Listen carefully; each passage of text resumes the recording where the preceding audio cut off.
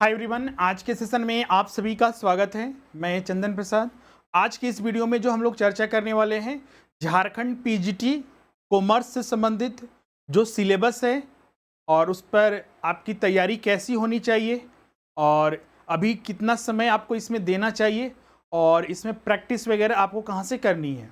साथ ही आज हम लोग इसमें एक बहुत ही महत्वपूर्ण टॉपिक को भी प्रारंभ करेंगे, वह है आपका इंडस्ट्रियल जो रिलेशन है, औद्योगिक संबंध है। क्लास जो है हम यहाँ पर दोनों माध्यम में, हिंदी और इंग्लिश दोनों में उपलब्ध कराएंगे और इसमें जो पीडीएफ भी होगा वो सारे के सारे आपको हिंदी में भी मिलेंगे और इंग्लिश में भी आपको उपलब्ध कराया जाएगा। आज से आपका ये बिल्कुल नया जो बैच है वो प्रारंभ किया जा रहा है। तो चलिए हम लोग सेशन को स्टार्ट कर रहते हैं।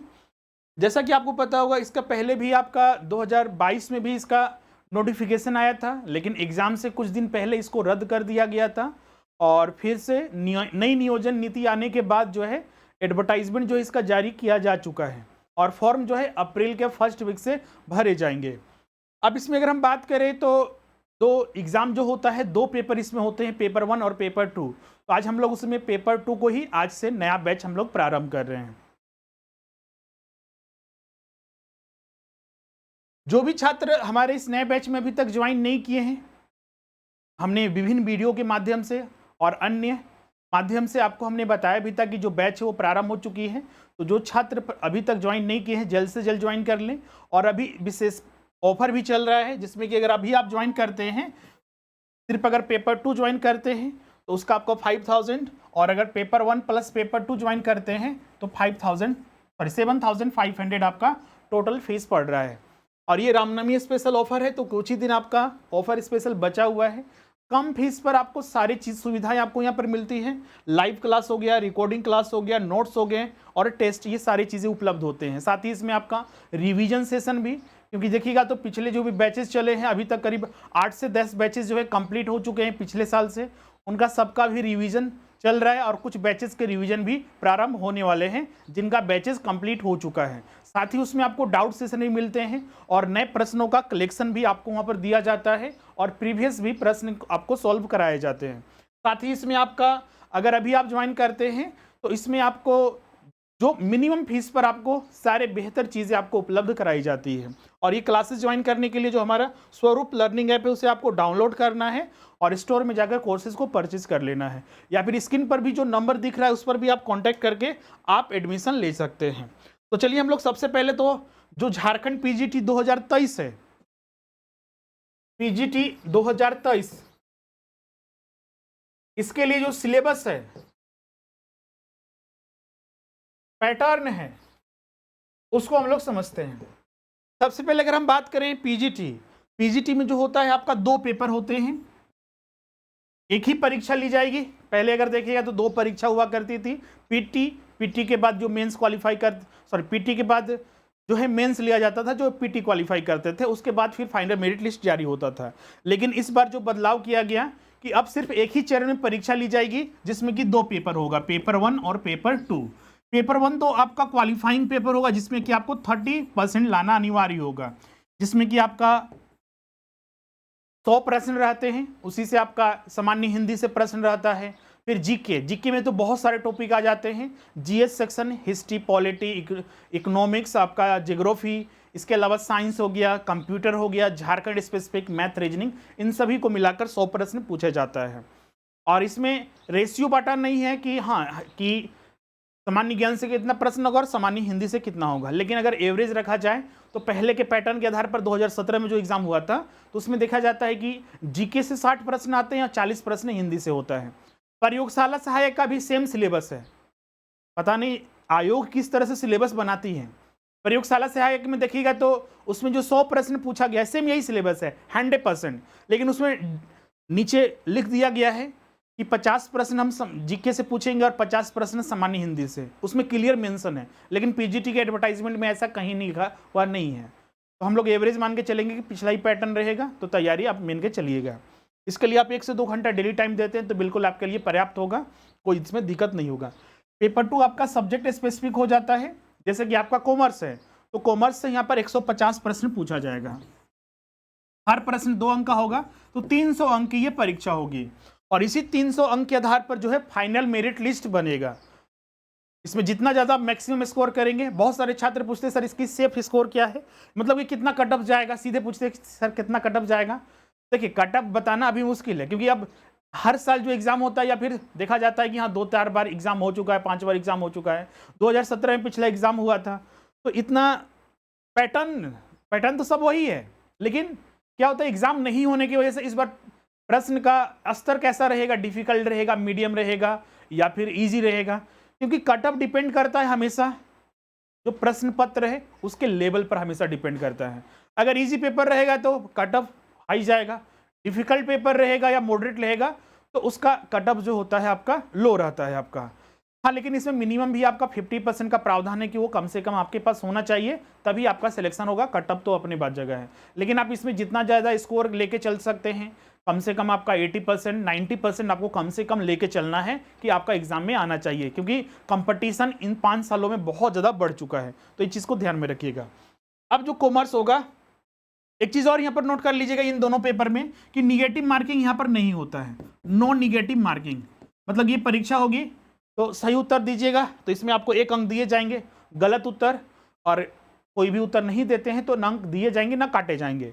उसी तरह पेपर 2 में आपका गलत उत्तर देते हैं या फिर कोई उत्तर नहीं देते हैं तो ना अंक दिए जाएंगे ना काटे जाएंगे, और सही उत्तर देने पर 2 अंक दिया जाएगा, ये प्रावधान है इसमें। अब जो कॉमर्स है, कॉमर्स का सिलेबस जो आयोग ने जारी किया है तो देखिएगा तो पूरा का पूरा ये इंग्लिश में जारी किया गया है, इस तरह का पैराग्राफ टाइप का जो है पूरा का पूरा इंग्लिश में सिलेबस जारी किया गया है। हम यहाँ पर आपको हिंदी में भी इसका सिलेबस उपलब्ध कराएंगे, और साथ ही इसमें आपका कि कौन कौन से मेन सब्जेक्ट हैं। टॉपिक तो हम यहाँ पैराग्राफ टाइप का तो देख रहे हैं, अगर पढ़ते हैं तो लगता है कि क्या हम पढ़ रहे हैं, ये हम टॉपिक पढ़ रहे हैं, सिलेबस पढ़ रहे हैं, पता ही नहीं चलता है। इसलिए हम लोग इसको बारीकी से सब्जेक्ट वाइज सबसे पहले डिवाइड कर लेते हैं। इसमें देखिएगा तो टोटल अगर सब्जेक्ट के अनुसार डिवाइड कीजिएगा, ये इंग्लिश में रह गया और आपका हिंदी में हो गया, तो ये टोटल आपका 8 सब्जेक्ट में डिवाइड होता है। अब ये 8 सब्जेक्ट कैसे डिवाइड होता है तो इसको देखिए। इसमें अगर सबसे पहले देखा जाए तो अकाउंटिंग का पोर्शन आ जाता है, जिसमें कि मुख्य रूप से कंपनी अकाउंट्स है। ऐसे देखिएगा तो सिलेबस में कहीं पर भी बेसिक अकाउंटिंग के बारे में लिखा हुआ नहीं है, लेकिन अगर कंपनी अकाउंट्स पढ़ रहे हैं तो बेसिक अकाउंटिंग पता ही नहीं है, अकाउंटिंग होता क्या, अकाउंटेंसी क्या होता है, assets liabilities, revenue, expenses, golden rule generalise कैसे करते हैं, लेजर क्या होता है, सब्सिडी बुक क्या होता है, डिप्रिसिएशन क्या होता है, तो आपको ये टॉपिक यहाँ पर समझ में नहीं आएंगे उतने अच्छे से। इसीलिए बेसिक अकाउंटिंग आपको अपने तरह से पढ़ना है, अपने स्तर पर आपको उसको लेके चलना है। जब क्लासेस हमारे चलते हैं तो आप देखिएगा बीच बीच में हम बताते जाते हैं। शुरू में जैसे कि आपका क्लास स्टार्ट होगा तो उसमें बेसिक चीज़ें जैसे बता दी जाती है, एसेट्स लाइबिलिटीज़ वगैरह, जो अकाउंटिंग डिप्रिसिएशन वगैरह है आपका, तो उन चीज़ों बेसिक्स के बारे में वहाँ पर बताया जाता है। ऐसे हम पहले भी पिछले जो एग्ज़ाम आया था, नोटिफिकेशन आया था, तो उसमें हमने अलग से एक वीडियो भी आपको यहाँ पर यूट्यूब पर भी उपलब्ध कराया था, तो आप भी इसको जरूर देखिएगा अपने स्तर पर। इसके अलावा इसमें एक एडिशनल इन्फ्लेशन अकाउंटिंग एक छोटा टॉपिक है लेकिन इसमें शामिल किया गया है, तो ये आपका एक सब्जेक्ट हो गया, मतलब एडवांस कंपनी अकाउंट्स, ये पहला सब्जेक्ट हो गया।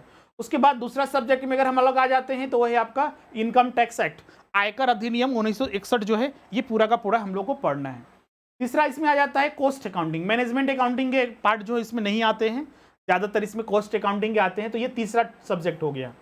चौथा सब्जेक्ट जो इसमें आ जाता है ऑडिटिंग, अंकेक्षण। पांचवा जो सब्जेक्ट इसमें आ जाता है फाइनेंशियल मैनेजमेंट। अब एक चीज़ यहाँ पर ध्यान रखिएगा, ये हमने शॉर्ट में आपको बनाकर यहाँ पर उपलब्ध करा रहे हैं कि ये सब्जेक्ट आपको पढ़ना है।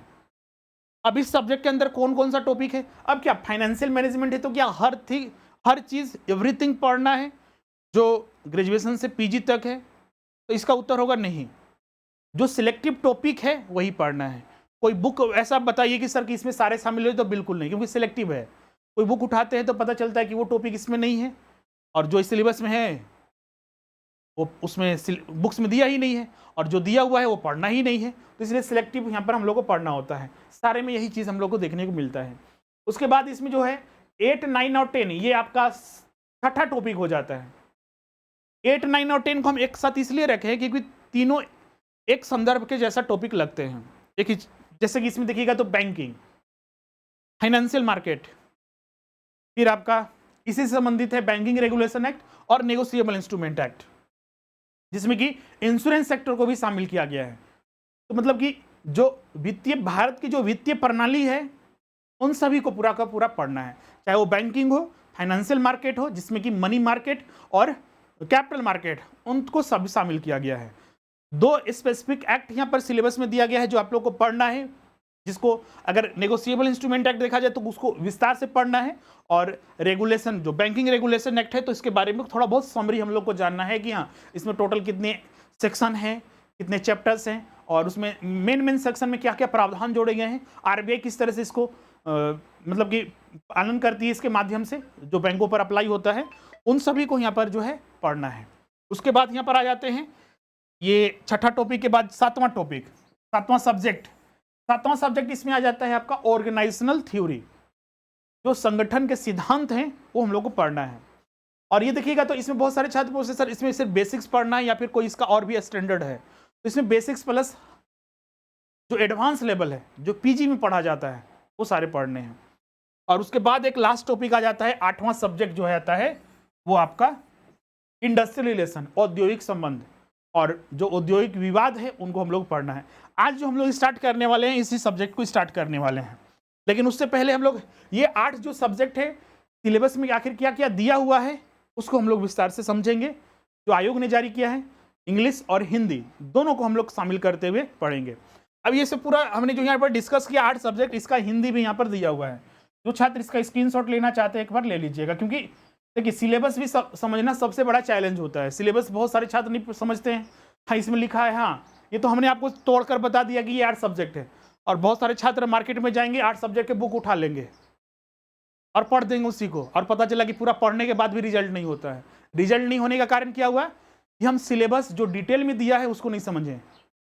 क्योंकि अगर मान लीजिए हम अंकेक्षण का बुक उठाते हैं, अंकेक्षण हम पढ़ रहे हैं, बुक उठा लिए, बहुत ही अच्छा राइटर का था, लेकिन जो सिलेबस में दिया हुआ है उसमें से बहुत सारे टॉपिक उसमें नहीं था, और वैसे टॉपिक उसमें दिए हुए हैं जो कि हम लोग को सिलेबस में पढ़ना ही नहीं था, तो कैसे रिजल्ट होगा।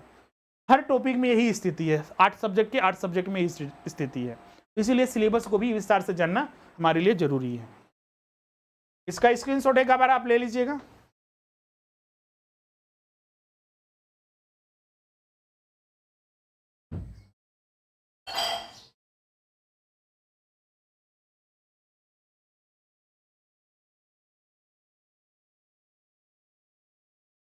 क्लियर है सभी को यहाँ तक? ये आपका इंग्लिश में है यहाँ पर। अब चलिए आयोग ने जो सिलेबस जारी किया है हिंदी में, उसके बाद हम लोग जो हिंदी में भी इसका सेम टू सेम जो सिलेबस है हिंदी में वो भी हम लोग डिस्कस करेंगे। सबसे पहले अगर हम बात करें तो देखिएगा, तो जो सब्जेक्ट कॉमर्स है उसको 3 पार्ट में बांटा गया है। पहला जो है अकाउंटिंग, ऑडिटिंग एंड टैक्सेशन। दूसरा जो पार्ट है बिजनेस फाइनेंस, फाइनेंशियल इंस्टीट्यूशंस, और जो तीसरा पार्ट है वह है organisation theory, industrial relations. Same चीज हिंदी में भी। भाग 1 जो है लेखा कार्य, लेखा परीक्षा तथा कराधान। भाग 2 जो है व्यापार, वित्तीय तथा वित्तीय संस्थान, और जो तीसरा पार्ट है भाग 3 है ये संगठन सिद्धांत और औद्योगिक संबंध, ये भाग 3 है। अब बोलिए सर ये खंड 2 ये सब कुछ नहीं है, बस ये झारखंड में जैसे अभी इकोनॉमिक्स के सिलेबस को लेकर विवाद बना तो हम लोग को लगता है कि नहीं इकोनॉमिक्स सब ये मतलब खराब किया गया है यूपीएससी का सिलेबस। जेएसएससी का ऑन रिकॉर्ड है कि कभी भी यहाँ के जो अधिकारीगण है या फिर कार्मिक विभाग है कभी भी खुद का सिलेबस कभी भी नहीं बनाया है। कभी बीपीएससी वाले से, क्योंकि बिहार से झारखंड अलग हुआ तो वहाँ के सिलेबस को चोरी करके हम शामिल कर देंगे, और अभी उसको बदलने के लिए यूपीएससी का जो सिलेबस होता है उसको उठा लेंगे। ये सिलेबस बिहार का जो सिविल सर्विसेज एग्जाम होता है उसमें कॉमर्स जो ऑप्शनल है, अभी तो नया पैटर्न चेंज किया है कि अब ऑप्शनल पेपर वहाँ भी हटा दिया गया है, लेकिन पहले वाले सिलेबस देखिएगा तो वहाँ पर जो ऑप्शनल पेपर होता था उसमें कॉमर्स होता था, वही सिलेबस सेम टू सेम यहाँ पर कॉपी किया गया है। तो 3 पार्ट में आपका ये हो गया। अब देखिए यहाँ पर सिलेबस को हम लोग देखते हैं आपका एक एक करके। सबसे पहले हम लोग हिंदी में ही देख लेते हैं, इंग्लिश में तो बहुत बार चर्चा की है। बहुत सारे छात्र बोलते हैं सर कि हम हिंदी को भी दिया कीजिए। ऐसे तो हम लोग दोनों चीज़ दे देते हैं क्लास हिंदी में, क्योंकि ये अकाउंटिंग टर्म होते हैं। कॉमर्स में तो अधिकतर जो वर्ड होते हैं अब मान लीजिए यहाँ पर सीधा हम लोग सुनेंगे, यहाँ पर जैसे कि आपका कुछ कुछ टर्म ऐसे होते हैं, नियंत्रक, संविधिक, ये सारे शब्द होते हैं।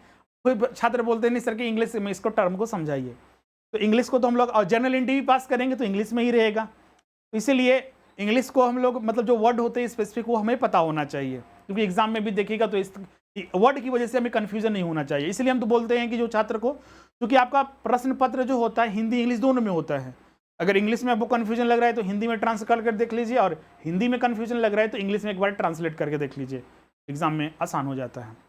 तो सबसे पहले अगर हम बात करते हैं पार्ट 1 का, तो पार्ट 1 में जो सिलेबस यहाँ पर बनाया गया है इसमें देखिएगा तो अकाउंटिंग, ऑडिटिंग और जो टैक्सेशन है उसको शामिल किया गया है। अगर इसमें हम बात करें तो सबसे पहला इसमें आ जाता है आपका इन्फ्लेशन अकाउंटिंग। जैसे कि आपका यहाँ पर देखिएगा तो व्यवहारात्मक विज्ञानों का प्रभाव वर्तमान क्रय शक्ति, ये जो क्रय शक्ति लेखांकन है उसके संदर्भ में जो बदलते कीमत के दर के लेखांकन की पद्धति, ये आपको पूरा पढ़ना है। उसके बाद सीधा आपका कंपनी अकाउंट्स आ जाता है। कंपनी अकाउंट्स में देखिएगा तो कंपनी अकाउंट्स जो अकाउंटिंग के कंपनी अकाउंट्स के जो बेसिक्स हैं, जैसे कि आपका कंपनी होती क्या है, कंपनी के टाइप्स, कैपिटल, शेयर्स, इस सारी के बारे में हमें पता होना चाहिए।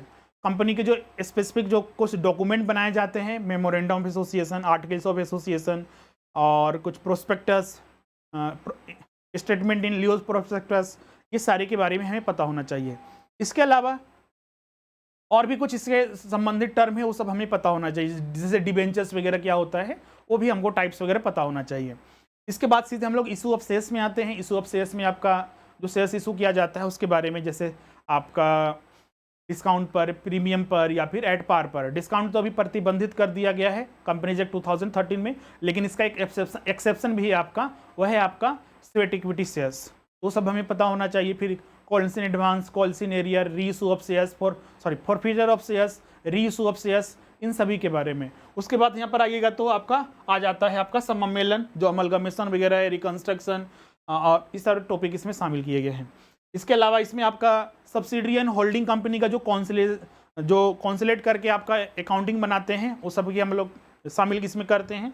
इसके अलावा इसमें शेयर्स हो गया और गुडविल का जो वैल्यूएशन किया जाता है वो, और कुछ आपका जो नियंत्रण के कार्य होते हैं, जो कंट्रोलशिप या फिर जो लीगल कंपनीज एक्ट 2013 के अकॉर्डिंग है, उन सभी को कंपनीज एक्ट में शामिल, मतलब कंपनी अकाउंट्स या एडवांस कंपनी अकाउंट्स में शामिल किया गया है। उसके बाद सीधे हम लोग आ जाते हैं अगला, तो इसमें सब्जेक्ट आ जाता है वो आयकर अधिनियम, इनकम टैक्स। इनकम टैक्स में देखिएगा तो बेसिक से लेकर आपका एडवांस तक इसमें भी शामिल किया गया है। जैसे कि इसमें से सबसे पहले आपको तो बहुत सारे टर्म आपको पता होना चाहिए कि असेसमेंट ईयर क्या होता है, प्रीवियस ईयर क्या होता है, एसएससी क्या होता है, उन सभी को इसमें आपको बेसिक्स में आपको पढ़ने हैं। इसके बाद जो प्रीवियस ईयर हम लोग कैलकुलेट करते हैं और जो रेसिडेंशियल स्टेटस पता किया जाता है किसी भी एसएससी का, वो हमें पता होना चाहिए। उसके बाद सीधे हम लोग जो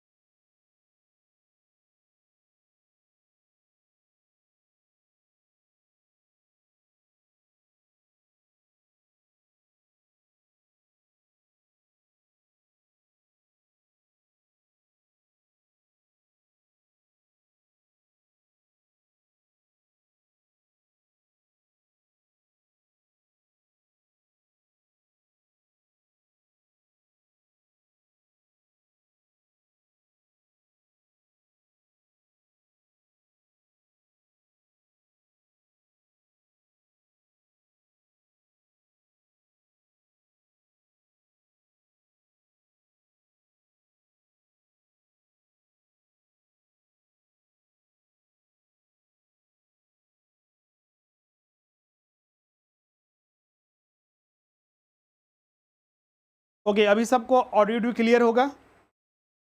तो अभी हम लोग चर्चा कर रहे थे, आपका कहाँ से आपका स्टॉप हुआ था, मतलब वॉइस नहीं आ रही थी।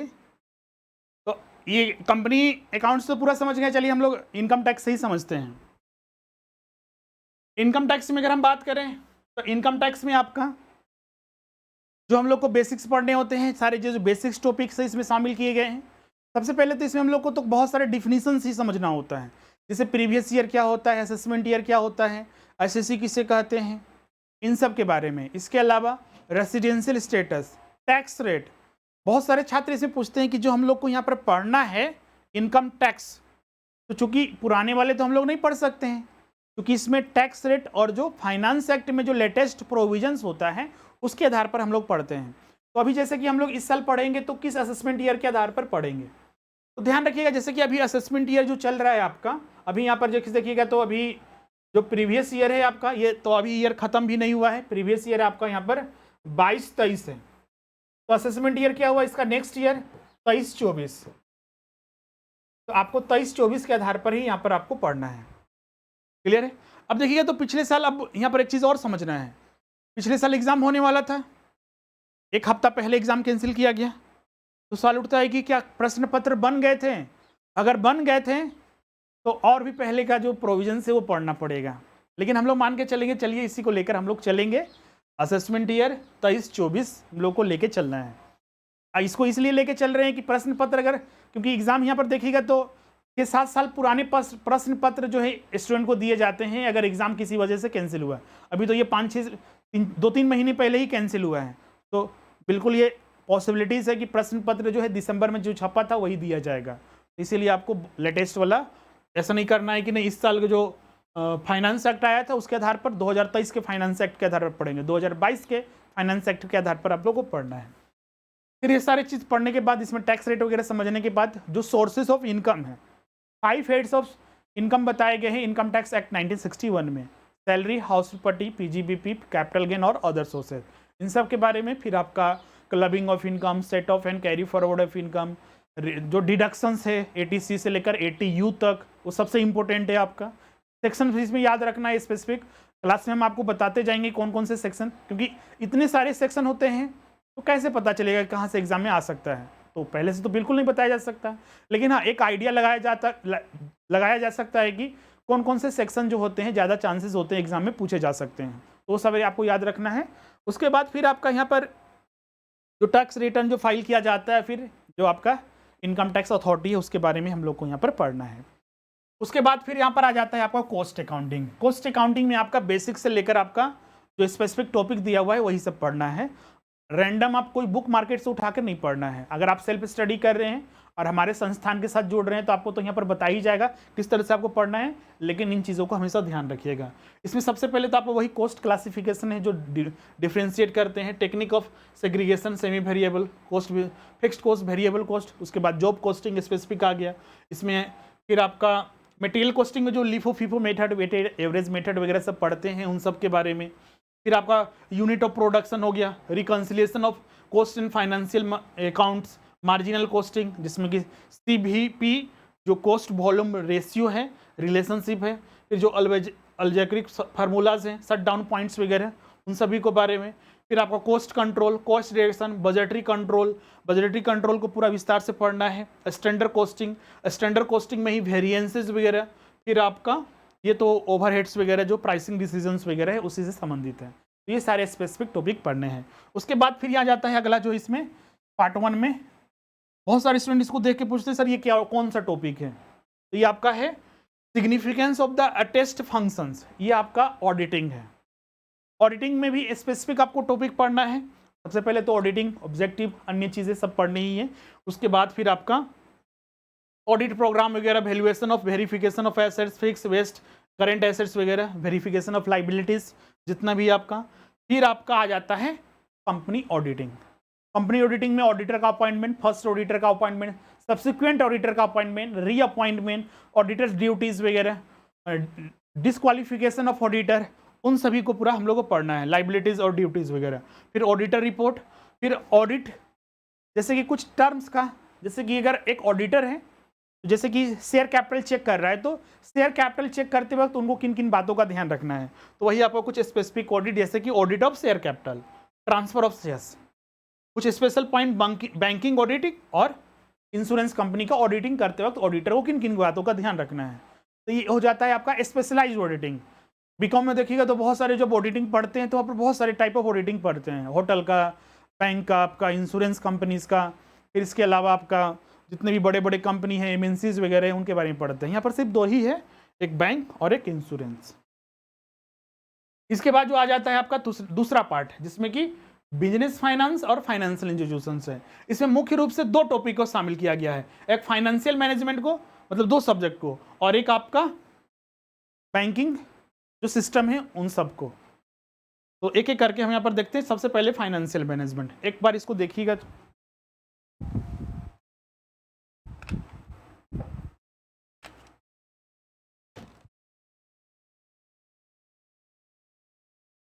फाइनेंशियल अगर मैनेजमेंट पे अगर हम बात करें तो इसमें देखिएगा तो सबसे पहले तो फाइनेंशियल मैनेजमेंट, उसका कुछ स्पेसिफिक जो कॉन्सेप्ट्स हैं, ऑब्जेक्टिव्स वगैरह हैं, प्राइमरी और अन्य।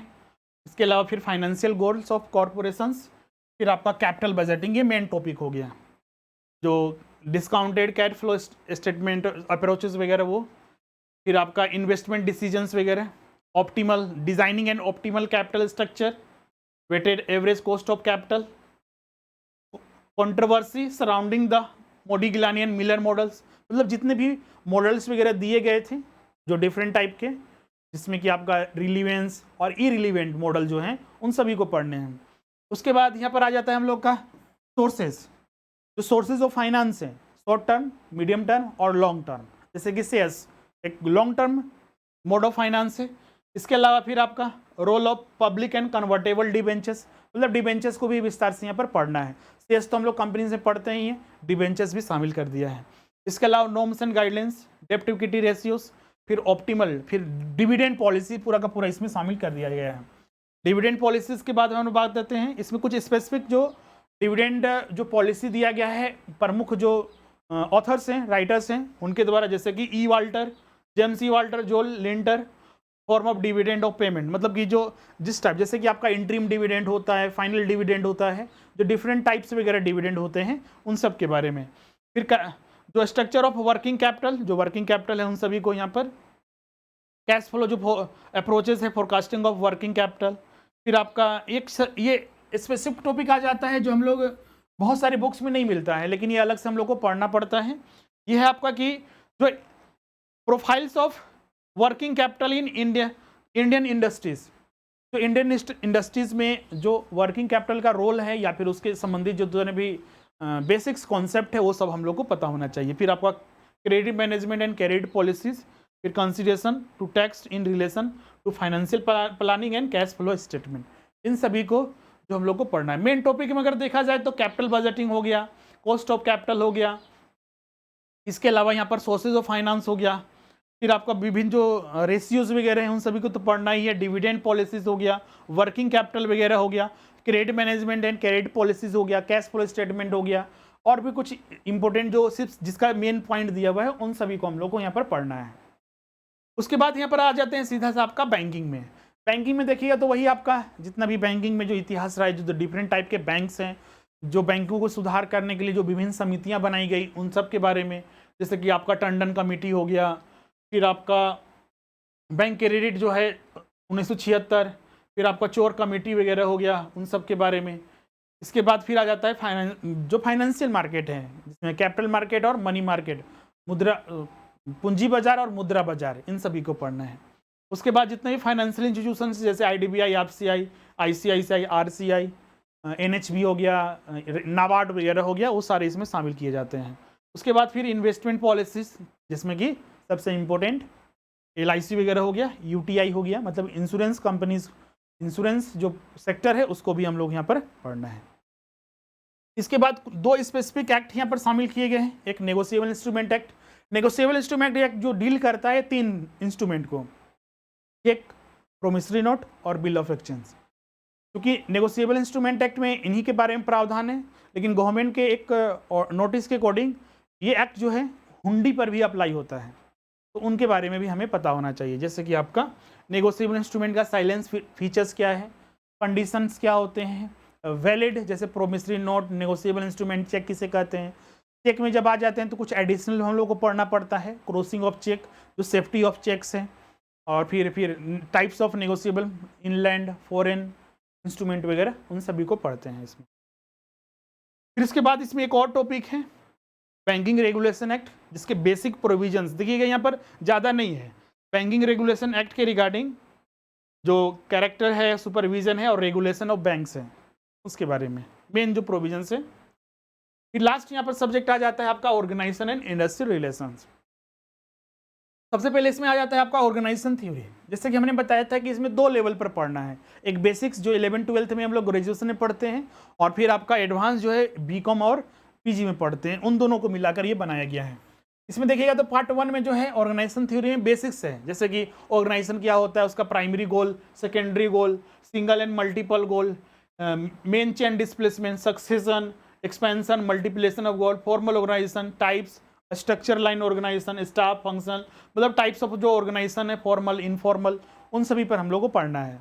अब यहाँ पर आया था इसका advance evaluation of organisational theory, classical, new classical, system approach, इसके अलावा bureaucracy, nature and basis of power, sources of power, power structure and politics, organisation, behaviour of dynamic system, technical social power system, inter relation and interaction, perception जो status theoretical और जो empirical जो foundation of Maslow है, मतलब कि जो authors हैं उनको भी शामिल किया गया है इन सभी के बारे में। फिर ह्यूमन मॉडल ऑफ मोटिवेशंस, फिर मोरल एंड प्रोडक्टिविटी, फिर आपका लीडरशिप जो थ्योरी एंड स्टाइल है, management of conflict in organisation, ये मेन टॉपिक है। Transitional analysis, significance of cultural organisation. Cultural organisation से देखिएगा तो एक छोटा सा टॉपिक लगता है, लेकिन देखते हैं कि बहुत बार एग्जाम में, खासकर देखिएगा तो यूजीसी नेट वगैरह में भी पहले पूछा जाता था, ज़्यादा ट्रेंड रहता था। दूसरे स्टेट के भी एग्जाम में, पीजीटी वगैरह में भी देखिएगा तो वहाँ पर पूछा जाता है। इसके अलावा limits of rationality, Simon, March approach, फिर organisation change, adoption, growth, development, मतलब कि बहुत सारे इसमें सेवरल जो सब टॉपिक है वो शामिल किया गया है इसमें। उसके बाद सीधे यहाँ पर इंडस्ट्रियल रिलेशन आ जाता है। इंडस्ट्रियल रिलेशन में अगर हम बात करें तो इसमें आपको जो पढ़ना है आपका बेसिक्स, जैसे देखिएगा इंडस्ट्रियल रिलेशन बहुत सारे स्टूडेंट समझ नहीं पाते हैं कि सर ये हम लोगों को कहाँ पढ़ना था। ये एक्चुअली देखिएगा तो एमकॉम में पढ़ना होता है, हो सकता है new policy, new education policy में जो है बीकॉम में भी डाला गया हो, लेकिन अभी भी देखिएगा तो ज़्यादा देखने को मिलता है कि वो आपका एमकॉम में पढ़ना होता है। इसमें अगर देखिएगा तो अगर हम बात करते हैं तो बहुत सारे जो हम लोग एक मेन सब्जेक्ट जो पढ़ते हैं HRM, ह्यूमन रिसोर्स मैनेजमेंट, उसी के अंतर्गत आता है, लेकिन वो टॉपिक यहाँ पर डायरेक्ट ना देकर यहाँ पर सिर्फ इंडस्ट्रियल रिलेशन दिया गया है। इंडस्ट्रियल रिलेशन में अगर हम बात करें तो सबसे पहले तो हम लोग नेचर एंड स्कोप ऑफ जो इंडस्ट्रियल रिलेशन है, औद्योगिक संबंध है वो, फिर जो इंडस्ट्रियल लेबर इन इंडिया है और उनका जो कमिटमेंट्स हैं, theories of unionism, trade unions और उनके मूवमेंट इंडिया में, growth and structure, role of outside leadership, workers education, जो कर्मचारी या फिर जो श्रमिक हैं उनके शिक्षा के लिए। एक्चुअली औद्योगिक संबंध है क्या, तो नियोक्ता जो एम्प्लॉयर है और जो श्रमिक हैं उनके बीच के संबंध को दर्शाता है। ये तो हो गया एक नैरो डेफिनेशन, लेकिन क्या कंपनी और एक श्रमिक सिर्फ 2 ही तक सीमित है? नहीं, इसमें सरकार है, संघ है, राज्य है, फिर ट्रेड यूनियन है, बहुत सारे जो अदर इंटरनेशनल ऑर्गेनाइजेशन, ILO का भी योगदान होता है इसमें। इसका ये ब्रॉड डिफरेंसेस हो गया है। आज हम लोग इसी से स्टार्ट भी करने वाले हैं, इसीलिए यहाँ पर इसको ध्यान में रखिएगा। कलेक्टिव बार्गेनिंग वगैरह, फिर approach condition, limitation and it's effectiveness in Indian conditions, workers participation in management, ये भी एक इम्पोर्टेंट टॉपिक है। Philosophy, rational, present day status of affairs and its future prospects. उसके बाद ये सारे पढ़ने के बाद फिर हम लोग यहाँ पर हमेशा से दे रहा है कि वर्कर्स और एम्प्लॉयर के बीच में जो है विवाद हमेशा रहता है। तो जो डिस्प्यूट होता है, विवाद होता है, उसको सुलझाने के लिए अब सिर्फ वो मुद्दा नहीं रह गया कि वो एक कंपनी और एक जो कर्मचारी के बीच में ही सिर्फ लड़ाई झगड़े हैं, वो पूरे देश के लिए वो इम्पोर्टेंट हो जाता है, एक इशू बन जाता है। क्योंकि अगर वर्कर्स हड़ताल पर चले गए, तालाबंदी कर दिया, स्ट्राइक कर गए, तो काम ठप पड़ जाएगा, काम ठप पड़ जाएगा तो प्रोडक्शन बंद हो जाएगा, प्रोडक्शन बंद हो जाएगा, मार्केट में सप्लाई कम हो जाएगा, सप्लाई कम होगा तो जो गुड्स की डिमांड बढ़ जाएगी, प्राइसेस उसके बढ़ेंगे और मार्केट में क्राइसिस हो जाएगा। इसीलिए सरकार भी इसमें मतलब कि पूरा का पूरा इन्वॉल्व होती है। बहुत सारे इसके लिए ऑर्गेनाइजेशन भी बनाए गए हैं। तो डिस्प्यूट को सेटलमेंट करने के लिए बहुत सारे, पहले तो जो वर्कर्स होते हैं और जो मैनेजमेंट होता है आपस में ही मसला वगैरह करते हैं, बैठक करते हैं, ट्रेड यूनियन इसमें इन्वॉल्व होते हैं, फिर सरकार इन्वॉल्व होती है। तो वही फिर हम लोग यहाँ पर है जो प्रिवेंशंस और सेटलमेंट है इंडस्ट्रियल डिस्प्यूट इन इंडिया, उनको पढ़ना है। Preventive measure, settlement machinery, other measures, industrial relation in public enterprises. इसके अलावा यहाँ पर देखिएगा तो एक सबसे इंपॉर्टेंट जो ये ऑर्गेनाइजेशन आ जाता है, जो अभी बता रहे थे ना, ट्रेड यूनियन तो पढ़ना ही है। भारत में बहुत सारे ट्रेड यूनियन है। एक अंतर्राष्ट्रीय एक संगठन है ILO, इंटरनेशनल लेबर ऑर्गेनाइजेशन, अंतर्राष्ट्रीय श्रमिक संघ। इसकी क्या भूमिका है? डिस्प्यूट को रोकने और विवाद को रोकने के लिए। फिर पर्सनल डिपार्टमेंट आ जाता है में, executive department, personal policies, personal audit और पर्सनल रिसर्च। तो ये फाइनली आपका पूरा का पूरा सिलेबस जो है यहाँ पर हम लोग डिस्कस किए हैं। इसी का हिंदी है। यहाँ पर देखिए लागत लेखांकन जो हमने बताया है, मेन टॉपिक वो है। फिर आपका यहाँ पर आ जाता है ऑडिटिंग, यहाँ पर इनकम टैक्स था ही आपका। फिर वित्त प्रबंध, कैश फ्लो स्टेटमेंट वगैरह, कैपिटल बजटिंग वगैरह, cost of capital, sources of finance, लाभांश नीति, उन सभी को। फिर आपका वही आपका वाणिज्यिक बैंक वगैरह, बैंकिंग प्रणाली जिसमें इंश्योरेंस सेक्टर वगैरह। फिर आपका कैपिटल मार्केट वगैरह, पूंजी बाजार, जितने भी वित्तीय संस्थान हैं, IDBI वगैरह, IFCI वगैरह, जीवन बीमा निगम, UTI, स्टॉक एक्सचेंज वगैरह। फिर उसके बाद पराक्रम में लिखित अधिनियम। इसलिए देखिएगा तो यहाँ पर दिक्कत होता है। ये देखिए यहाँ पर गलत लिखा है सिलेबस में, ये 1881 होगा, जो नेगोशिएबल इंस्ट्रूमेंट एक्ट 1981 नहीं 1881। तो उसके बारे में वही बैंक चेक और बैंकर चेक और बिल ऑफ एक्सचेंज और प्रोमिसरी नोट, हुंडी पर भी अप्लाई होता है। फिर नेगोशिएबल इंस्ट्रूमेंट के जो विशिष्ट उपबंध है वो पढ़ना है हम लोग को। फिर उसके बाद आ जाता है आपका तीसरा जो पार्ट था संगठन सिद्धांत, वही आपका बेसिक्स, ऑर्गेनाइजेशन, संगठन से संबंधित, और उसका ये advance level, classical, new classical, मतलब कि विकास शास्त्रीय, नौ शास्त्रीय और प्रणाली उपक्रम, नौकरशाही शक्ति का स्वरूप, मतलब ये सारे टॉपिक हम लोग को पढ़ना है।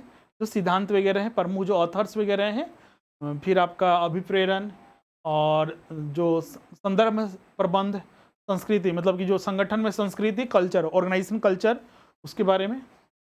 फिर आ जाता है यही औद्योगिक संबंध।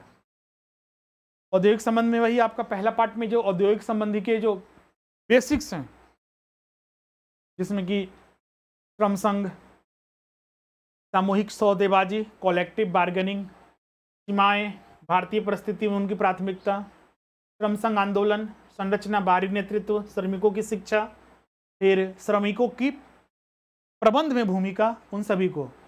फिर आपका यहाँ पर आ जाता है आपका भारत में जो औद्योगिक विवाद का प्रिवेंशन एंड डिस्प्यूट, निवारण तथा समाधान, वही ILO वगैरह, और जो भारत सरकार के द्वारा या फिर जो अन्य माध्यम से डिस्प्यूट जो निवारण किया जाता है, उन सब के बारे में यहाँ पर पढ़ना है। क्लियर है? तो ये पूरा फाइनली जो है सिलेबस को हमने यहाँ पर विस्तार से चर्चा कर लिया है। सिलेबस अगर देखिएगा तो इसमें बहुत सारे सब टॉपिक हैं। मेजर देखा जाए तो 8 ही सब्जेक्ट है। Company advance company accounts, income tax हो गया आपका, इनकम टैक्स के बाद आ जाता है आपका cost accounting, auditing, financial management, उसके बाद आपका आ जाता है इसमें बैंकिंग प्रणाली, इंश्योरेंस सेक्टर, फाइनेंशियल मार्केट वगैरह, फिर उसके बाद ऑर्गेनाइजेशन थ्योरी, और फिर उसके बाद जो आता है आपका इंडस्ट्रियल रिलेशन, औद्योगिक संबंध। ये 8 टॉपिक है, 8 सब्जेक्ट है, लेकिन इसमें छोटे छोटे सब टॉपिक बहुत सारे हैं। हम लोग को प्राथमिकता इन्हीं पर देना है, सिलेबस के आधार पर ही तैयारी करना है। और जो भी हम लोग स्टडी करेंगे सिलेबस को ध्यान में रखे हुए पूरे क्लासेस आज से लेकर आपके एग्ज़ाम से पहले तक, और मेरा टारगेट रहता है हमेशा कि जो सिलेबस होगा एग्ज़ाम से पहले 100% आपको कराया जाएगा कंप्लीट, मतलब कि एग्ज़ाम से पहले आपका 15 या 20 दिन पहले हम लोग पूरा यहाँ पर कंप्लीट कर लेते हैं। पिछला बार तो बहुत ही मतलब कि ऐसे समय में एग्ज़ाम हो गया कि आज मतलब एडमिट कार्ड आता है 1 हफ्ते बाद एग्ज़ाम है, बहुत मतलब कम समय दिया गया था, लेकिन बाद में पता ही था कि वो एग्ज़ाम कैंसिल ही होगा, लेकिन सरकार किसी तरह उसको लेना चाहती थी, लेकिन कैंसिल हो गया। इस बार भी एग्ज़ाम के लिए तो समय 3 से 4 महीने अच्छे खासे हैं, बिल्कुल अच्छे से तैयारी हो जाएगी। नए कैंडिडेट भी हैं, बिल्कुल अच्छे से तैयारी होगी, बस आपको समय देना है इसमें पढ़ाई करने के लिए। जितना आप समय दीजिएगा, जितना आप रिवीजन कीजिएगा, उतना ही आपके लिए बेहतर होगा। जैसा कि हमने बताया कि आज हम लोग सिलेबस भी चर्चा करेंगे और कुछ बेसिक कॉन्सेप्ट भी हम लोग पढ़ेंगे और स्टार्ट करेंगे हम लोग यहाँ पर औद्योगिक संबंध। तो चलिए हम लोग औद्योगिक संबंध में इंटर करते हैं।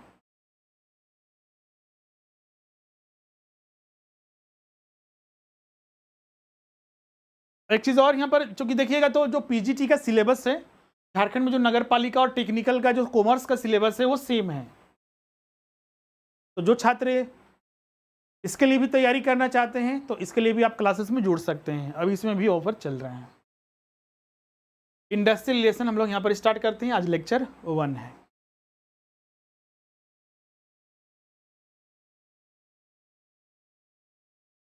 सबसे पहले तो ये सिलेबस तो ऑलरेडी हम लोग डिस्कस कर चुके हैं। ये इंग्लिश में रहा आपका, और सेम यही सिलेबस आपका हिंदी में यहाँ पर है। सबसे पहले हम लोग यहाँ पर समझते हैं, मीनिंग से समझते हैं कि इंडस्ट्रियल रिलेशन का मतलब, औद्योगिक संबंध का मतलब क्या है। देखिएगा, तो ये जो टर्म है औद्योगिक, तो औद्योगिक का संबंध है उद्योग से। उद्योग का मतलब जहां पर कोई प्रोडक्टिविटी, मतलब कि जहां पर कोई उत्पादन होता है किसी वस्तु का। जैसे कि मान लीजिए कोई कार बनाने वाली कंपनी है, कोई दूध की फैक्ट्री जो है, इसके अलावा बहुत सारे अन्य, जैसे कि आपका मोबाइल बनाने वाली कंपनी है। तो जहां पर प्रोडक्शन हो रहा है, और जब प्रोडक्शन हो रहा है तो वहां पर बहुत सारे काम, तो मशीन का बहुत ज़्यादा योगदान है, लेकिन बिना मैन पावर के तो काम नहीं हो सकता है। तो वहां पर बहुत सारे जो है श्रमिक, कर्मचारी काम करते हैं। तो जब हम औद्योगिक संबंध की बात करते हैं तो यही आपका उद्योग और जो कर्मचारी, जो श्रमिक हैं, उनके बीच का संबंध। अब उद्योग में आ जाएगा तो उद्योग के प्रमुख कौन होते हैं? उद्योग तो अपने आप में एक आर्टिफिशियल पर्सन, एक कंपनी क्या है, हम लोग कंपनी अकाउंट्स में पढ़ चुके हैं कि कंपनी एक आर्टिफिशियल पर्सन है। तो कंपनी और नियोक्ता के बीच, मतलब कंपनी और श्रमिक के बीच के संबंध नहीं, बल्कि कंपनी के जो नियोक्ता है, जो एम्प्लॉयर है, जो मैनेजमेंट है, जो प्रबंध का काम करता है कंपनी में, उद्योग में, उनका श्रमिकों के साथ संबंध ही औद्योगिक संबंध है। मुख्य रूप से देखा जाए तो यही है। इसका बोल सकते हैं एक संकीर्ण परिभाषा, नैरो डिफिनीशन भी है और एक विस्तृत डिफिनीशन भी शामिल है। लेकिन आज के डेट में सिर्फ नियोक्ता, जो एम्प्लॉयर है, मैनेजमेंट है और श्रमिक है,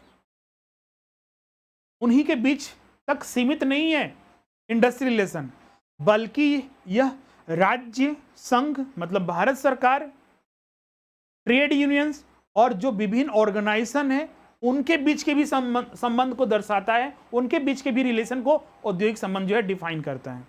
इसीलिए देखिएगा यहां पर डिफाइन किया गया है, industrial relation implies the relation between both employer and employees during the period of employment in and industrial organisations. अब बोलिएगा सर ये टर्म यहाँ पर ऐसे क्यों लिखा गया ड्यूरिंग द पीरियड? जैसे कि कोई कर्मचारी जब काम कर रहा है किसी कंपनी में, इंडस्ट्री में, तभी ना उनके बीच का रिलेशन देखा जाएगा। अब वो काम ही नहीं कर रहा हो तो उसमें का कोई मतलब नहीं है। क्लियर है? इसलिए during the period of employment in and industrial organisation. एक और डिफिनीशन है व्यापक अर्थ में, मतलब ब्रॉड व्यू में इसको डिफाइन किया गया है। In a broader sense the term industrial relations refer to the relation between various unions. आगे हम पढ़ाएंगे, भारत में भी देखिएगा तो बहुत सारे ट्रेड यूनियंस हैं जो श्रमिकों के लिए काम करते हैं। जैसे कि मान लीजिए आप किसी ऑर्गेनाइजेशन में काम करते हैं, किसी फैक्ट्री में काम करते हैं, आपके साथ कोई गलत होता है तो कोई सुनने वाला है? आज से अगर 50-60 साल पहले अगर बात करते, 50-60 क्या 20-25 साल पहले अगर बात करते तो कोई सुनने वाला नहीं था। क्या उनकी स्थिति, आर्थिक स्थिति क्या है, उनको कितना रिलीफ मिल रहा है, कितने घंटे काम करने हैं, क्या काम के अनुसार उनको पेमेंट मिल रहा है, छुट्टियां मिल रही है सही समय पर, उनको देखने वाला कोई नहीं था। आज बहुत सारे संगठन इसमें काम करते हैं और एक यूनाइट होकर ये अपने हक की मांग करते हैं। इसमें सबसे इंपॉर्टेंट रोल हो जाता है ट्रेड यूनियन का। आज के डेट में तो ट्रेड यूनियन ज़्यादातर पॉलिटिक्स में शामिल हो गए हैं, मतलब कि बहुत सारी राजनीति करते हैं और किसी के फेवर में वो ज़्यादा काम करते हैं और श्रमिकों को कम ध्यान देते हैं। लेकिन फिर भी अभी भी बहुत सारे ऐसे ट्रेड यूनियंस हैं जो श्रमिकों के लिए काम करते हैं, तो ये उनके बीच का भी संबंध को दर्शाता है। स्टेट्स जो राज्य हैं, यूनियन है, संघ है, संघ मतलब जो भारतीय संघ, and between employers and government, इनके बीच के रिलेशन को औद्योगिक संबंध इंडस्ट्रियल रिलेशन डिफाइन करता है। Relations of all those associated with the industry में be known as industrial relations. तो डिफिनीशन से क्लियर हो गया कि इंडस्ट्रियल रिलेशन औद्योगिक संबंध का अर्थ व्यापक शब्द में और संकीर्ण परिभाषा के रूप में क्या है, नैरो डिफिनेशंस और ब्रॉड डिफिनेशंस। अब आते हैं यहाँ पर कुछ अन्य डिफाइन है, कुछ ऑथर्स के द्वारा डिफाइन किए गए हैं, तो आप इसको एक बार देख लीजिएगा। ये सारे हम यहाँ पर डिस्कस कर चुके हैं। इस टर्म को एक बार देखिएगा। On the other hand the term relations refer the relationships, जैसे कि इंडस्ट्री का मतलब क्या हुआ, प्रोडक्टिविटी, जहां पर उत्पादन हो रहा है। रिलेशनशिप मतलब कि दो व्यक्तियों के बीच का संबंध, जैसे कि एक कर्मचारी जब किसी संस्थान में काम करने जाता है तो दोनों के बीच में एग्रीमेंट होता है, कितने घंटे काम करने हैं, क्या काम करने हैं, कितना सैलरी मिलेगा, कितना लीव मिलेगा, सारे कॉन्ट्रैक्ट होते हैं, रिलेशन होता है। बहुत चीज़ों का पालन नहीं होने की वजह से समस्याएं खड़ी होती है, विवाद होता है। इंडस्ट्रियल रिलेशन का संबंध से मतलब इंडस्ट्रियल रिलेशन यहाँ तक ही सीमित नहीं है कि जो नियोक्ता, जो एम्प्लॉयर है और जो एम्प्लॉइज हैं, मतलब जो कर्मचारी है, उनके बीच के संबंध को दर्शाएगा, बल्कि इंडस्ट्रियल रिलेशन में ये भी तय किया जाता है कि जिस कॉन्ट्रैक्ट या फिर जिस सहमति के आधार पर दोनों के बीच में रिलेशन स्थापित हुआ, उसी आधार पर आगे फ्यूचर में भी काम हो सके, जिससे कि जो समस्याएं या विवाद है वो उत्पन्न ना हो। अब मान लीजिए पता चला कि जैसे अभी कोविड काल आ गया, हर जगह बोला गया कि आप बीच में कर्मचारियों को नहीं हटाइए। देखिएगा तो अगर कर्मचारी को हटाया जाता है तो 2-3 महीने पहले नोटिस, कंपनसेशन जैसे चीज़ें दी जाती है। आज के डेट में तो वॉलंटरी रिटायरमेंट वगैरह चीज़ें आ चुकी है, उसके लिए पहले से नोटिस देना पड़ता है, कंपनसेशन एक बहुत बड़ा अमाउंट देना पड़ता है, तब जाकर आप किसी कर्मचारी वगैरह को हटा सकते हैं। तो ये सारी चीज़ें पहले ही तय की जाती है कि आगे विवाद ना हो और सही से काम हो सके, कंपनी भी इस लफड़े में न पड़े और कर्मचारियों को भी समस्या न हो। इन चीज़ों का भी ध्यान में रखा जाता है। अब यहाँ देखते हैं कि जो औद्योगिक संबंध होते हैं उसके उद्देश्य क्या क्या होते हैं। हिंदी इंग्लिश दोनों में है, जिससे कि आपको समझने में आसानी हो। सबसे पहला हम लोग देखते हैं उद्देश्य में, पहला पॉइंट है श्रमिक वर्ग, जो काम करने वाले कर्मचारी हैं तथा प्रबंधकों के हितों की रक्षा करना। जब ये बता रहे थे ना, अगर अच्छा रिलेशन रहेगा, काम अच्छे से होंगे, ना एम्प्लॉयर का हित प्रभावित होगा, जो उसका जैसे कि उनका पर्पस है कि हम 100 यूनिट एक दिन में हम प्रोडक्शन करेंगे। अगर कर्मचारी के साथ उनका रिलेशन अच्छा नहीं है, कर्मचारी के साथ वो मनमुटाव है, तो अच्छे से काम नहीं होगा। पता चला कि 100 की जगह 50 यूनिट भी अच्छे से नहीं बन पाया एक दिन में।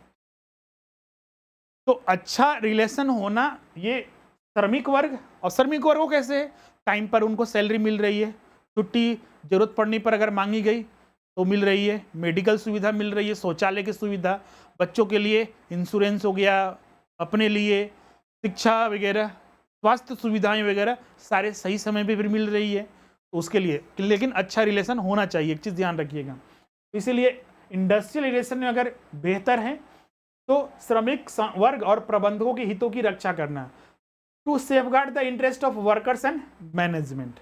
दूसरा, इंडस्ट्रियल रिलेशन का जो ऑब्जेक्टिव होता है उत्पादन क्षमता में सर्वाधिक वृद्धि करना, टू रेज मैक्सिमम प्रोडक्टिविटी।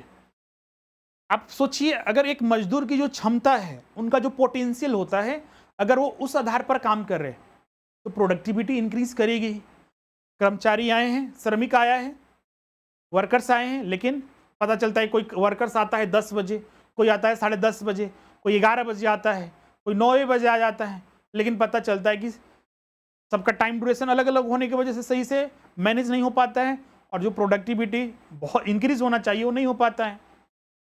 तो इसलिए अगर इंडस्ट्रियल रिलेशन अच्छा है तो वहाँ पर प्रोडक्टिविटी इंक्रीज करती है। क्योंकि वहाँ पर सारी चीज़ें सही से काम करती है, मैनेजमेंट भी और वर्कर्स भी। तीसरा यहाँ पर ऑब्जेक्टिव इसमें शामिल हो जाता है औद्योगिक प्रजातंत्र की स्थापना एवं उसका पालन पोषण करना, टू इस्टेब्लिश एंड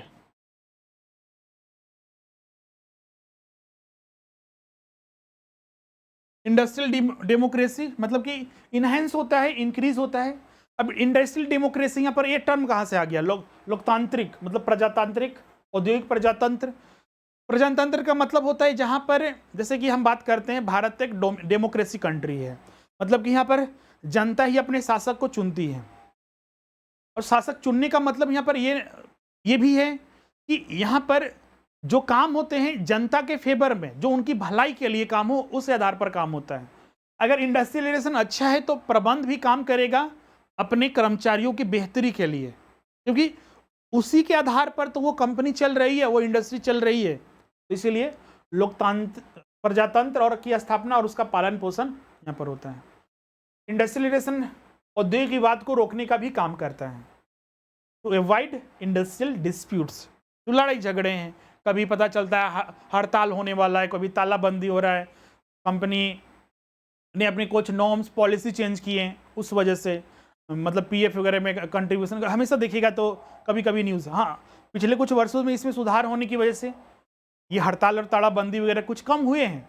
लेकिन 90 के दशक के आप देखिएगा, 90 के दशक के मूवीज़ भी आप देखिएगा तो अधिकतर मूवीज़ में हड़ताल तालाबंदी वगैरह, मतलब कि अधिकतर मूवीज़ में आपको दिखाया जाता है, क्योंकि उस समय की समस्या थी वो। देखिएगा कोई मूवीज़ होता है ना, खासकर 90s के मूवीज़, आज की मूवीज़ की हम बात नहीं कर रहे हैं जो आजकल बनते हैं, 90s के जो मूवीज़ हुआ करते थे, वर्तमान समय में जो समस्याएं या फिर जो समाज चल रहा है उसके आधार पर बनते थे, और इसीलिए तो वहाँ पर रिफ्लेक्ट होता है मूवीज़ में उस समय की समस्याएं। पांचवा, हड़ताल तालाबंदी घेराव आदि की प्रकृति को रोक लगाना, eliminate the tendency of strikes lockouts and gheraos. छठा, हानि पर चल रही औद्योगिक इकाइयों तथा सार्वजनिक हित की दृष्टि से जिन औद्योगिक इकाइयों का उत्पादन नियंत्रण में करना हो उन पर सरकारी नियंत्रण स्थापित करना, to establish government over industrial units which are incurring financial loss and those production control in essential in public interest. आज के डेट में देखिएगा तो बहुत सारे ऐसे कंपनीज हैं, काम करते हैं लेकिन पता चलता है कि वो लॉस में चल रहे हैं। अभी भी देखिएगा तो BSNL हो गया, भारत सरकार की कंपनी है। झारखंड में भी देखिएगा तो HEC हैवी जो इंजीनियरिंग जो कॉरपोरेशन है, वो ये सारे पब्लिक इंटरेस्ट के लिए काम करते हैं। बहुत बड़ी कंपनियां हैं इंजीनियरिंग उद्योग में, BSNL टेलीकॉम इंडस्ट्री में सबसे नामी है, लेकिन देखिएगा तो वो लॉसेस में चल रहे हैं पिछले कुछ वर्षों से। इंडस्ट्रियलाइजेशन अच्छा रहने से सरकार का भी उस पर नियंत्रण होता है, क्योंकि सरकार उसको नियमावली के तहत चलाती है। हाँ, जैसे देखिएगा तो, और ये सिर्फ गवर्नमेंट सेक्टर में ही नहीं बल्कि प्राइवेट सेक्टर के भी देखिएगा तो बहुत सारे, जैसे बैंक, कभी देखिएगा न्यूज़ में आता है कि बैंक्स वगैरह जो है आपका लॉसेस में चल रहे हैं, बैंक बंद होने वाले हैं, तो गवर्नमेंट उसके लिए जो विभिन्न पॉलिसीज और अन्य माध्यम से उसको भी क्या करती है, कंट्रोल करती है, ताकि वो जो पब्लिक, जैसे कि एक कंपनी, एक बैंक में देखिएगा तो पब्लिक का बहुत बड़ा पैसा अमाउंट उसमें डिपॉजिट रहता है, लगा रहता है, तो सरकार जो है विभिन्न ऑर्गेनाइजेशन जैसे RBI हो गया, कैपिटल मार्केट का है तो SEBI, उसके माध्यम से उनको काम को कंट्रोल करती है। तो इंडस्ट्रियलाइजेशन अच्छा होने से ये सारी चीज़ें पॉसिबिलिटीज हो पाती हैं। सातवां है औद्योगिक संबंधों को मधुर बनाना। आठवां है पूर्ण रोजगार की स्थिति को प्राप्त करना, क्योंकि इंडस्ट्रियलाइजेशन में अगर हम जब बात करते हैं तो वहाँ पर जैसे कि अगर मान लीजिए एक कंपनी है जिसकी कैपेसिटीज़ है मैन पावर की, उसको कितना ज़रूरत है, पता चलता है कि बहुत सारे जो ऑर्गेनाइजेशन बन चुके हैं, संस्थाएं बन चुके हैं, लेकिन वो जितनी मैन पावर की ज़रूरत है उतना वो न लगाकर कम लगाते हैं, क्योंकि उनको सैलरी कम देना पड़े, सैलरी को बचाने के लिए ये सारी करते हैं। लेकिन अगर इंडस्ट्रियलाइजेशन में अगर हम बात करते हैं, गवर्नमेंट का अगर उसमें रोल आ जाता है तो सरकार उन चीज़ों को देखती है, मुआयना करती है कि हाँ उस सेक्टर में कितनी की ज़रूरत है। तो इससे क्या होता है, एम्प्लॉयमेंट जो होता है इंक्रीज करता है। और ये सिर्फ एक कंपनी तक सीमित नहीं है, हर एक सेक्टर में जितने भी हजारों लाखों कंपनियां इसमें काम कर रही है, सब पर ये का लागू होता है, तो एम्प्लॉयमेंट बिल्कुल बढ़ेगा। आधारभूत जो उद्योग का राष्ट्रीयकरण तथा सामाजिकरण किया जाता है, जैसे कि हमारे यहाँ जो पानी बिजली हो गया, सड़क सुविधाएं हो गया, फिर आपका टेलीकॉम सर्विसेज इंटरनेट सेवाएं हो गया, मोबाइल सेवाएं हो गया, डिजिटलाइजेशन हो गया, ये सारे समाज के लिए हैं। और इससे क्या होता है, राष्ट्र की प्रगति विकसित दिशा की ओर बढ़ती है। तो इसलिए अगर इंडस्ट्रियलाइजेशन इन सारी चीज़ को भी इंश्योर करता है उसके प्राप्त करने के लिए।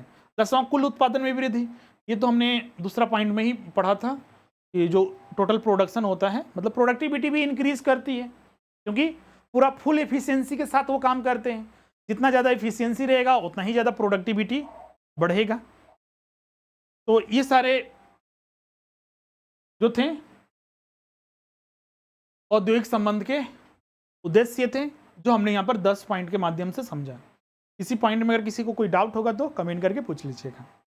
अब आगे हम लोग चलते हैं, जो कैरेक्टरिस्टिक्स ऑफ इंडस्ट्रियलाइजेशन है, जो औद्योगिक संबंध के लक्षण हैं, उसको हम लोग समझते हैं। अब ये पॉइंट आपको समझने में आसानी हो जाएगी क्योंकि हम लोग ऑब्जेक्टिव पढ़ चुके हैं। सबसे पहले इसमें देखते हैं पहला point, industrial relations are the result of employment relationship industrial enterprises. इसी का हिंदी भी यहाँ पर दिया हुआ है। औद्योगिक संबंध औद्योगिक उद्यमों में रोजगार संबंधों का परिणाम है। बिल्कुल, क्योंकि अगर हम बात करते हैं इंडस्ट्रियल रिलेशंस की, हम नियोक्ता की बात करते हैं, जो कर्मचारी हैं, वर्कर्स हैं, और एक कंपनी इंडस्ट्रीज अपने कर्मचारियों पर ही निर्भर करती है। और ये रिलेशंस ये भी संदर्भित करता है कि कितने कर्मचारी वर्कर्स वहां पर नियुक्त हुए हैं। तो इसलिए यहां पर यह शब्द है कि औद्योगिक संबंध औद्योगिक उद्यमों में रोजगार संबंधों का परिणाम है, क्योंकि रोजगार क्रिएट होते हैं तभी वहां पर रिलेशनशिप स्थापित होता है। अब मान लीजिए कंपनी नियुक्त ही नहीं करेगी अपने कर्मचारियों को, तो वहां पर इंडस्ट्रियल रिलेशंस की मतलब कि परिभाषित नहीं किया जा सकता है। दूसरा पॉइंट है, industrial relations introduce the concept and method of balancing and कॉर्पोरेटिंग।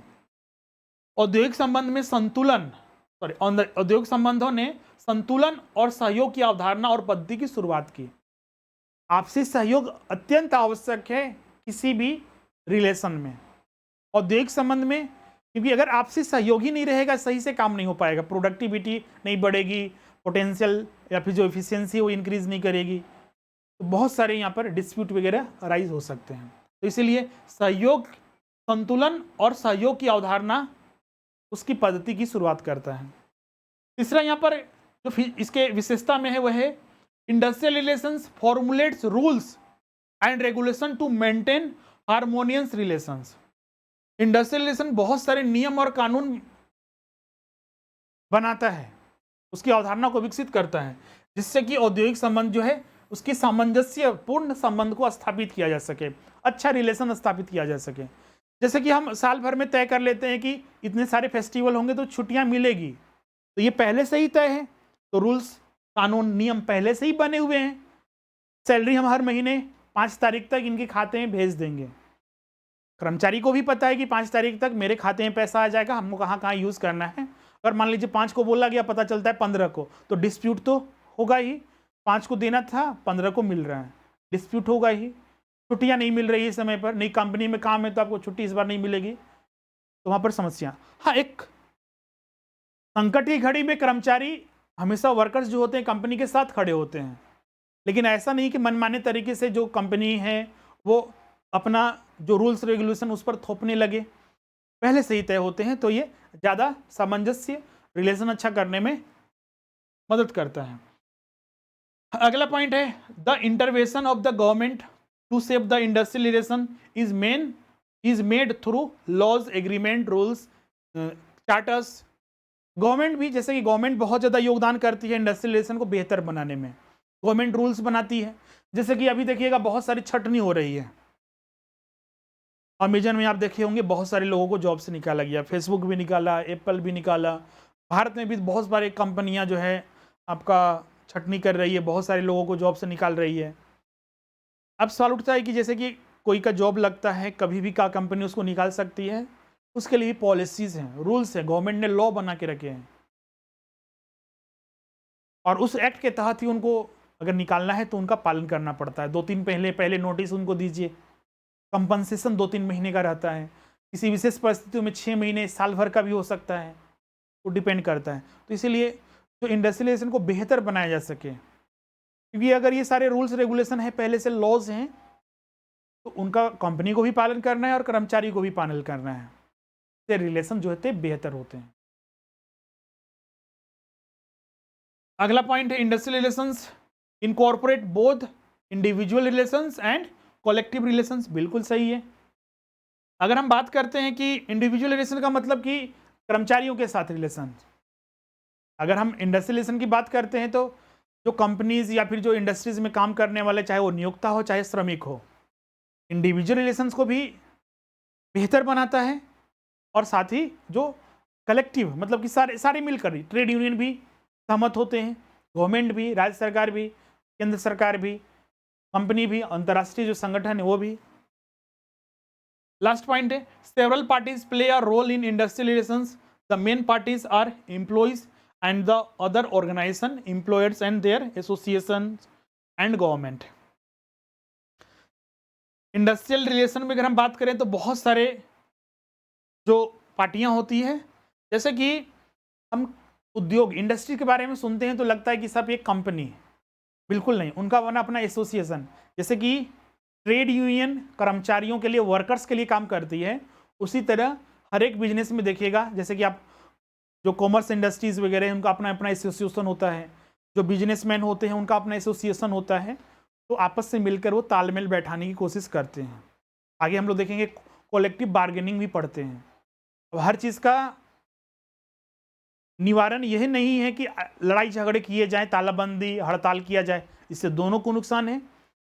कर्मचारी को भी पेमेंट नहीं मिल रहा है और उनको पेमेंट कहाँ से मिलेगा, प्रोडक्शन ही नहीं हो रहा है, सेल्स ही नहीं हो रहा है। तो सामंजस्य बैठाकर आपस में बैठक करके उन समस्याओं को दूर करना ही एक उचित उपाय है। क्लियर है? तो ये सारे जो इसके लक्षण थे, कैरेक्टरिस्टिक था, उन सभी को हमने यहाँ पर डिस्कस किया। अब ऑब्जेक्टिव तो हम लोग पढ़ चुके हैं ऑलरेडी, तो एक बार इसको पॉइंट को सबको फिर से देख लीजिए। हिंदी इंग्लिश में वहाँ पर बता चुके थे, एक बार अलग से भी है आपका। पीस स्थापित करना, डिस्प्यूट को रोकना, प्रोडक्टिविटी इंक्रीज करना, इंडस्ट्रियल डेमोक्रेसी स्थापित करना, टर्नओवर जो रेट है उसको मिनिमाइज करना, इसके अलावा इकोनॉमिक जो workers economic and social interest है उसको सेफगार्ड के जैसा काम करना। इंडस्ट्रियल रिलेशन ये भी इंश्योर करता है कि जो वर्कर्स है उनको एजुकेट किया जाए, उनके हेल्थ को देखा जाए, आने वाला जो उनका फ्यूचर है, उनके बच्चे हैं उनको भी देखा जाए। ये सारे भी, अब किसी जगह काम करने जाते हैं तो महिलाओं के लिए शौचालय वगैरह उनका सेपरेट हो, ये चार चीज़ों को भी इंश्योर करता है इंडस्ट्रियल रिलेशंस।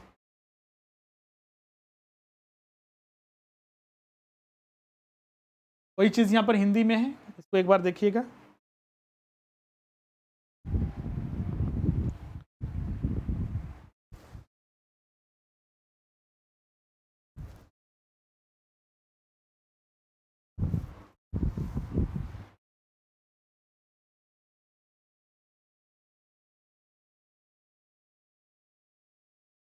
इसका स्क्रीनशॉट भी ले लीजिएगा। ऐसे ही नोट्स तो आप लोग को मिलेंगे। जो एप्लीकेशन है उसमें, एप्लीकेशन में आप देखिएगा तो ओवरव्यू, जो बैचेस आप ओपन करते हैं ओवरव्यू के बगल में लाइव क्लास होता है, लाइव क्लास के बगल में टेस्ट सेक्शन होगा और एक स्टडी मटेरियल सेक्शन। तो स्टडी मटेरियल सेक्शन में सारे पीडीएफ आपको मिलते हैं।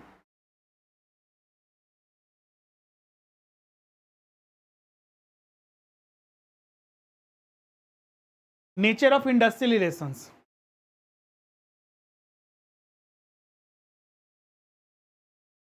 ये भी जो पॉइंट है आपका, जो भी हमने कुछ पॉइंट समझाया है उसी के जैसा है। कुछ यहाँ पर हम लोग पॉइंट को देख लेते हैं। जैसे कि सबसे पहला आपका नेचर, अगर हम स्वभाव की बात करते हैं, industrial relations are concerned with relationship between management and workers. प्रबंधक और श्रमिकों के बीच के संबंध को दर्शाता है। सेफगार्ड के जैसा काम करता है,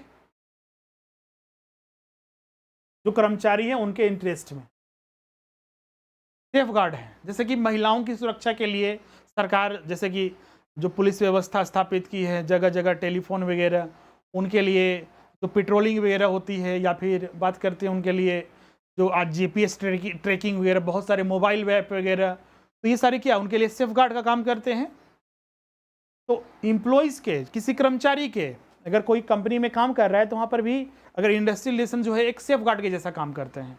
नॉर्म्स वगैरह है, रेगुलेशन वगैरह हैं, तो अगर कोई भी उसके हक छीना जाता है तो उसके प्रति वो आवाज़ उठा सकता है, कोई ट्रेड यूनियन में जा सकता है, कोई एसोसिएशन में जा सकता है, गवर्नमेंट को कंप्लेन कर सकता है, कोर्ट में जा सकता है। इसके लिए अलग से कोर्ट भी काम करती है। क्लियर है? Industrial relation are concerned with the system, rules, procedures used by unions and employees to determine the rewards for efforts, other conditions of employment, safeguard the interest of the employees and employer, and regulate how employers treat their employees। मतलब कि एक कर्मचारी, एक नियोक्ता अपने कर्मचारी के साथ कैसा व्यवहार करता है, इन चीज़ों को भी देखा जाता है। और इसमें जो रूल्स सिस्टम बनाए रहते हैं, रेगुलेशन बनाए रहते हैं, वो भी एक सेफ गार्ड के जैसा काम करते हैं। किसके प्रति? एम्प्लॉयज़ के प्रति। और यहाँ पर तो हम हमेशा देखिएगा तो एम्प्लॉयज़ के प्रति रूल्स बनाए जाते हैं। क्या इसमें एम्प्लॉयर को कोई पावर नहीं मिलता? उसके लिए भी अलग अलग नियम है जो बिल्कुल बनाए जाते हैं। Industrial relations maintain a balance with employees expectation, employers association, trade unions and other social and economic institutions of societies. जो औद्योगिक संबंध होता है वो कर्मचारियों की अपेक्षाओं, नियोक्ता संघ हो, ट्रेड यूनियंस और समाज की अन्य जो सामाजिक और आर्थिक संस्थान है उनके साथ संतुलन बनाए रखने में काम करता है।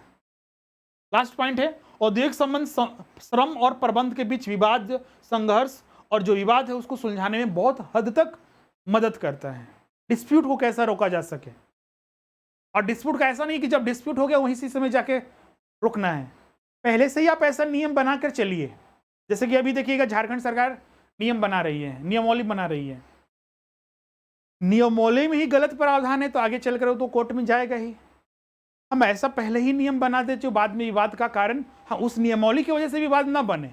हाँ, फ्यूचर में कोई नहीं जानता ही नया विवाद आएगा, लेकिन हम ये कोशिश तो कर सकते हैं आज जो हम नियमावली बना रहे हैं उसमें ऐसा प्रावधान जोड़ें कि बाद में वो विवाद का कारण न बने उस वजह से, बल्कि वो विवाद को रोके। लेकिन हमारे झारखंड सरकार तो अपने आप में बहुत ज़्यादा इंटेलिजेंट इतना है, मतलब अनुभवी है कि जो नियम बनाती है सब विवादित होता है। 5 साल मतलब 2019 के लास्ट में जो है सरकार बनी थी, 20, 21, 22, 23, ये चौथा साल जा रहा है, अगला 5वां साल हो जाएगा, एक भी नियमावली अभी तक नहीं बनी है। बनी भी है तो अब देखिए नियुक्ति होता है तब कहा जाए कि हाँ, और विवाद ना हो तो अलग बात है, विवाद तो चल ही रहा है। लेकिन इंडस्ट्रियल रिलेशन में ऐसा नहीं होता है, इसमें कोशिश की जाती है कि बिल्कुल ऐसे नियम, और हाँ 100% कोई भी चीज़ें सेफ नहीं होती और ऐसा भी नहीं होता है। अब संविधान ही बना दिया गया तो ऐसा नहीं है कि उसमें बाद में विवाद नहीं हुआ, उसमें अमेंडमेंट नहीं हुआ। हाँ, लेकिन सिचुएशन के अनुसार उसमें अमेंडमेंट किया जाता है। तो सरकार भी ऐसा काम करे कि हाँ, हो सकता है कि आज विवाद ना हो, कल हो, तो उसमें संशोधन किया जा सके। इंडस्ट्रियल रिलेशन में भी ऐसा ही किया जाता है, उसको रोका जाए। हाँ, ज़रूरत पड़ने पर उसमें चेंजेस भी किया जाए। जैसे अभी लॉकडाउन आ गया, जरूरी नहीं कि सभी को कर्मचारियों को सैलरी पूरा ही मिले, बंद रहा तो उसमें आधे सैलरी पर भी बहुत सारे कर्मचारी काम करने के लिए तैयार हो गए। तो ये उस सिचुएशन के अनुसार देखा गया, उसको ही सही माना गया। तो जितने भी स्वभाव थे उस सब को हमने डिस्कस किया। अब अगला जो टॉपिक है इसमें the scope of industrial relations, जो औद्योगिक संबंध के जो क्षेत्र हैं, इसमें बहुत सारे क्षेत्र की अगर हम बात करें तो इसमें रिलेशनशिप है आपका employees, between employees and their superiors of managers, जो मतलब कि संबंध जो वरिष्ठ होते हैं। जैसे कि काम करने वाले मान लीजिए मजदूर हैं, मजदूर के ऊपर सुपरवाइजर है, सुपरवाइजर के ऊपर मैनेजर्स, उस आधार पर सब काम करते हैं, तो उनका क्षेत्र हो गया अपना। फिर दूसरा हो जाता है इसमें collective relations between trade unions and management, it is called the union management relation, trade union और मैनेजमेंट के बीच के रिलेशन को। और तीसरा जो होता है collective relation between trade unions, employers association and government, मतलब कि ट्रेड यूनियन नियोक्ता के बीच और जो सामूहिक संबंध और श्रम संघ और सरकार के बीच के संबंध को। ये 3 जो क्षेत्र हैं जो औद्योगिक संबंध से संबंधित हैं। अब अगला जो इसमें टॉपिक है वो है आपका औद्योगिक संबंध के कार्य का क्षेत्र, जो स्कोप ऑफ इंडस्ट्रियल रिलेशन, जो वर्क्स हैं वो किस तरह से काम करते हैं, तो इसके बारे में हम लोग अब लेकिन नेक्स्ट क्लास में डिस्कस करेंगे। आज का यहाँ पर सेशन कंप्लीट होता है। क्लास 2 में ये डिस्कस करेंगे। आज के सेशन में किन्हीं को कोई डाउट है, कुछ पूछना चाहते हैं तो पूछ सकते हैं।